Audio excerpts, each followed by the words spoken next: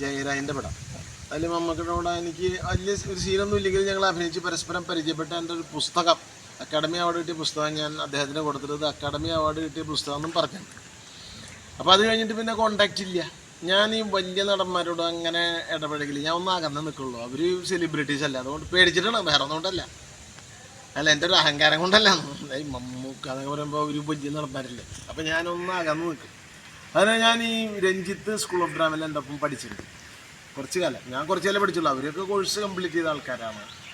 അപ്പോൾ ആ പരിചയം ഞാൻ വെറുതെ പ്രാഞ്ചിയറിൻ്റെ ഷൂട്ടിങ് കാണാൻ പോയി. സാഹിത്യ അക്കാഡമിയിലാണ് ഷൂട്ടിങ് നടക്കുന്നത്. അപ്പോൾ മമ്മൂക്കായിട്ടുള്ള പരിചയം ഒന്ന് പുതുക്കാം, ലൗഡ് സ്പീക്കറിൻ്റെ.